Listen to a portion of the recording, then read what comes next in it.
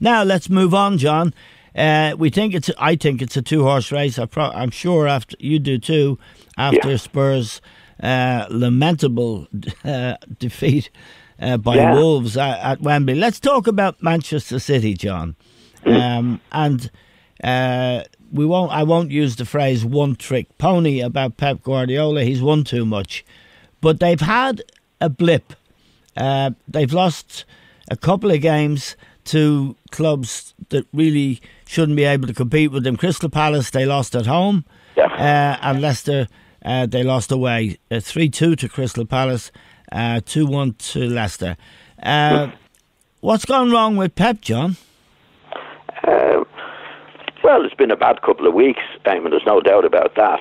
I watched the match last week, and I don't think you watched all of the Everton match. You said they looked a bit tired. I did, they did. They won well in the end. And it could well be that, Eamon. I was just thinking about it since yesterday when we had a conversation. I think they had probably more players playing in the World Cup than anybody else.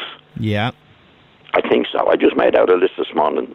Edison, Walker, Company, Delph, Brian, David Silva, Bernardo Silva, Fernandinho, Jesus, Stones, Aguero. And that could be. It could be. Well, normally, like going back to 1966 and my time with England, most of the players, including Jack Charlton, had the worst seasons afterwards than they ever had. Yes. It used to be I'd like to tell you a little story about Big Jack. Jack used to be terrible in five-a-sides, Eamon. Yeah. Hopeless in five-a-sides. And after the 66 World Cup, in five-a-sides and in the match, he was playing terrible. Yeah. Really bad. He had the worst season he ever had. But he got Footballer of the Year. Yeah.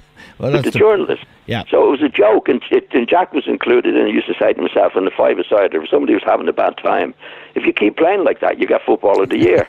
Yeah. But I'm only mentioning that as a bit of a joke. But I think that a lot of the players afterwards are like coming into it, and it could well be because City themselves are an all-action team as well. I mean, not quite Liverpool, but an all-action team. And that could be, they've had a couple of serious injuries as well, with Silva being out for a while, and De Bruyne being out. So they've had a bit of that. So I was talking to somebody yesterday, and I think it's 10 years or so, Eamon, since a team actually won consecutive Premier titles.